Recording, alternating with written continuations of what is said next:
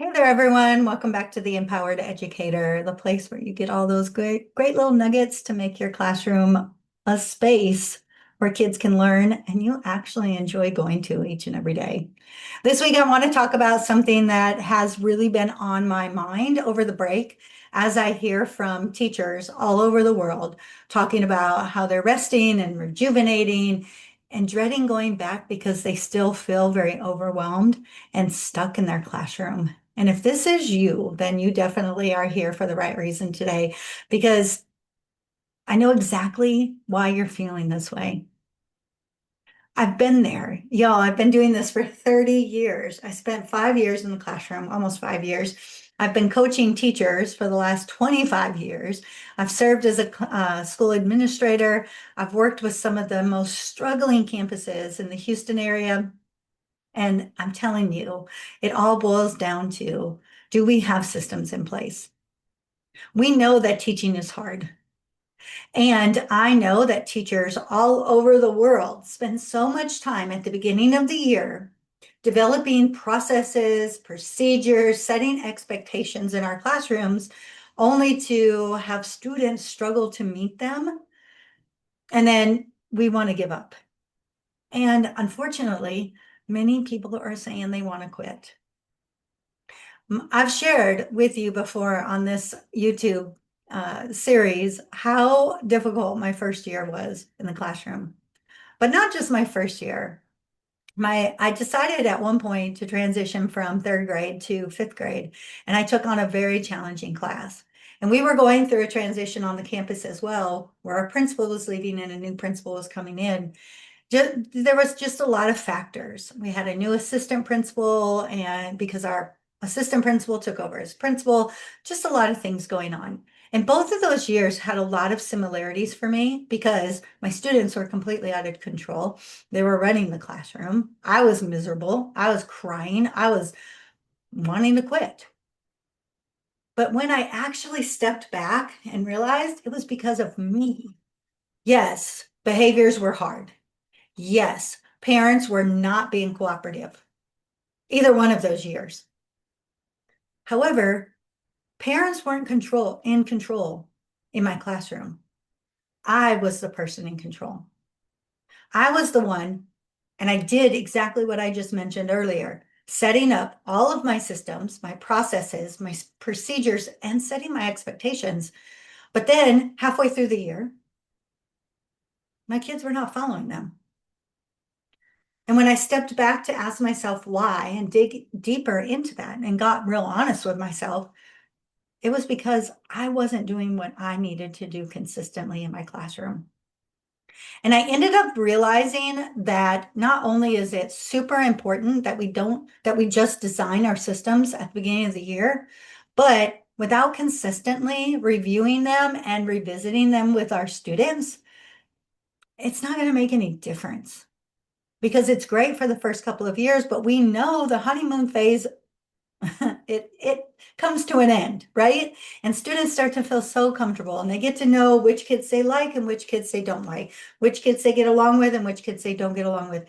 And more importantly, they also realize when they can't do the work, and I think that is the number one factor why kids tend to act out, is because they'd rather look like they're cool in the classroom by getting in trouble instead of actually being able to say, I just don't know what I'm doing.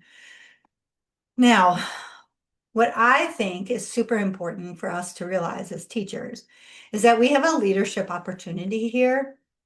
And just like I tell school leaders, if you don't have systems, processes, and procedures that work in place that are clearly communicated within your building, and teachers, you know what I'm talking about, because then you're running around, you don't know what you're doing, and you're having to do a lot of interpretation on your own. That's never fun. It's the same way in our classrooms.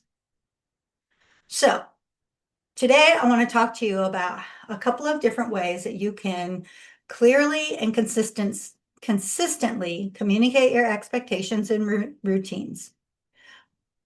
And I'm going to tell you, this can be done daily with all of your transitions, and it can be done when you have those bigger opportunities, just like we're about to go into as we're heading back to school from our winter break.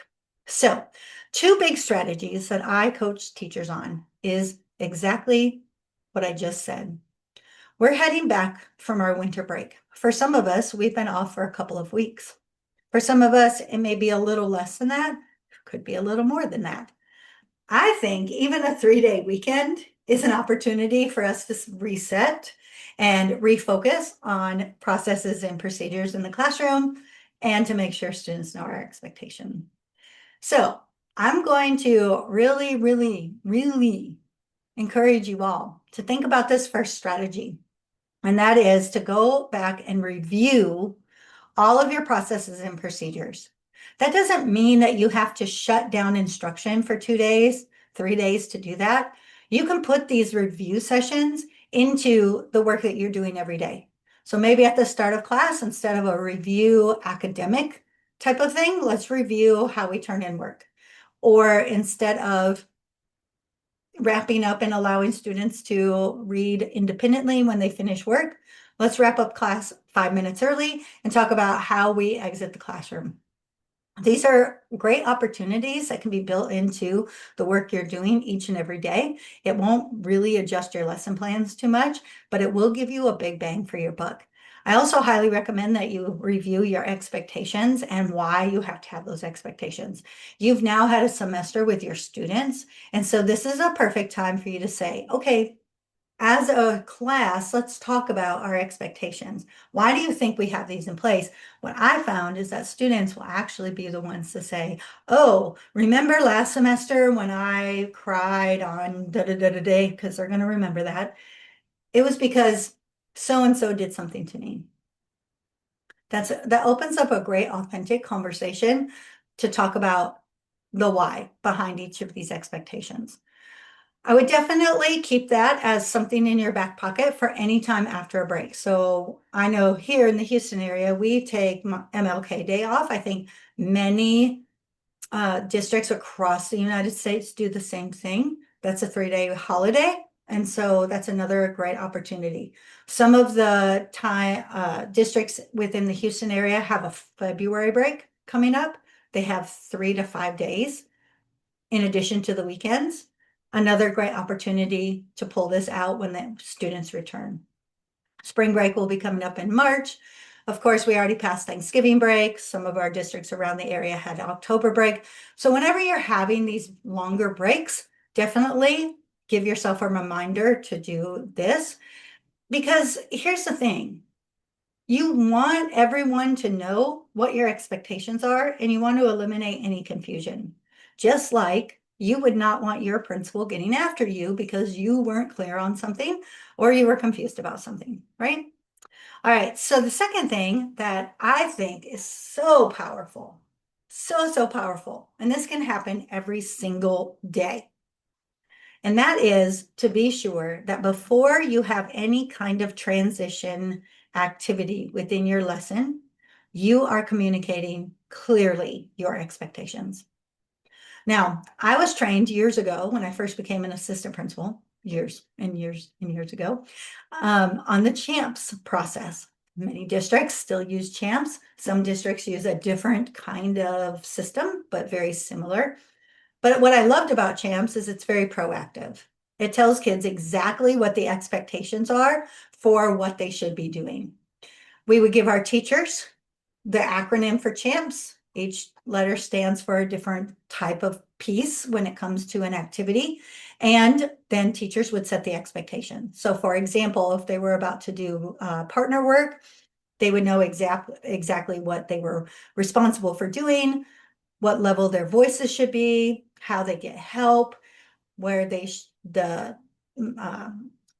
should turn in the work, all of the different things, right? It would be spelled out, and it was also displayed.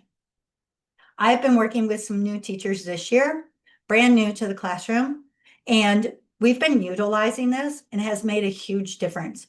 But it's only made a difference when, and I caution all of you on this, that it's not just displayed, but also communicated and then enforced. So for example, if I'm going to take my time to spell all my expectations out and I put them up on the board or on a slide or whatever I'm using, and I just assume my students are going to read them, and I just assume that my students are going to follow them. And when they don't, I don't do anything about it. Now I've communicated two things to students. Number one, that doesn't matter. And number two, I can get away with whatever I want. So it really is going to have to be something that you're very, very intentional about. So you plan it, you get ready for the transition, you display it, you communicate it, and then you enforce it. I will tell you, I had a new teacher about 8 years ago that was struggling. And he was a music teacher. And so students only came to him one time a week.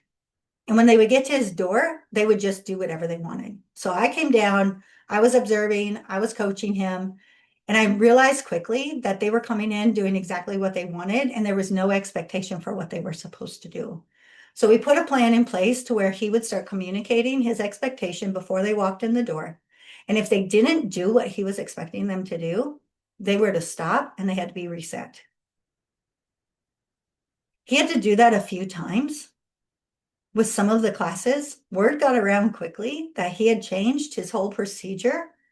And once he started utilizing that and enforcing it daily, his discipline problems almost disappeared. So I'm telling you, this is something that's super powerful and it's not hard to implement.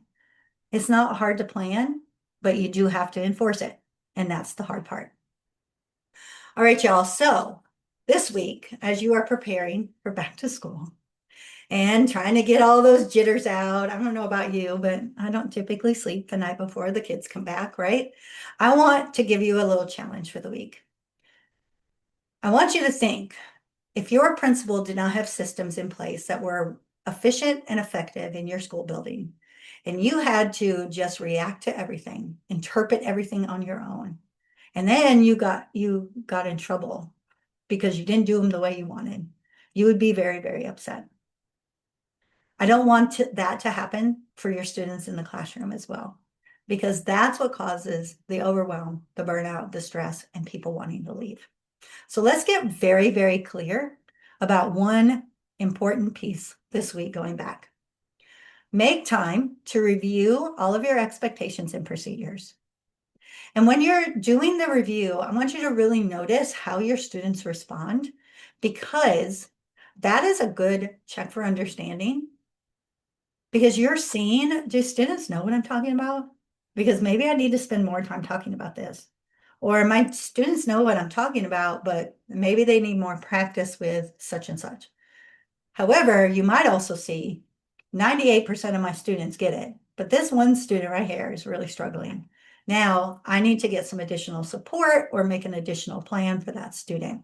It's powerful information, and I promise you, if you do this, it is going to make a huge difference in your classroom. But I also want you to commit to one thing. Once you review all those policies, processes, procedures in your classroom, now you have to consistently enforce them. Now, that's everything I have for this week. I hope it was something that was beneficial. But before we leave out, if this conversation resonated with you and you know, wow, I need some more support like this, I have a couple of different ways that you can work with me. Number one, inside the Uncommon platform, I have professional development sessions that are bite-sized. They have actionable steps with them, and they actually work on things that teachers are telling me right now, daily. These are the things that are stressing them out and causing them to be burnt out and stressed out and overwhelmed. Please reach out, and I will also put a link to the site so that you can get more information. But reach out if you have additional questions about that, because I'd love to get you started in that system. It's like a Netflix, lots of different opportunities in there. And I also provide you with a survey where you can complete the survey. I can give you a very tailored individual plan so that you know exactly what ones will be best for you. In addition to that, in 2026, I will be doing monthly workshops. They will be free. They will be live. There will be a recording for those. and they will be there to help you with things like this. January's workshop, which was scheduled for January 3rd. However, I had to move it, so it's going to actually be held on January 10th. It's going to talk exactly about systems and how systems, both in the schoolhouse and in the classroom, can be implemented very easily, and ways to enforce them just as effectively so that you can really make sure that you are set up for success. All right. Remember this, y'all. This is a place for you to get some great information. I believe in the power of a teacher. You don't have to be perfect. That's not what we're expecting here, but you do need to be present, clear, and consistent. And I will always give you the tools right here on this YouTube channel to be able to support you in that. As you leave out today, remember this last thing. Structure doesn't have to be heavy lifting. It has to be consistent so that you can lead your classroom with heart. All right, y'all. Have an amazing rest of your week. And I will see y'all next week right back here on the Empowered Educator.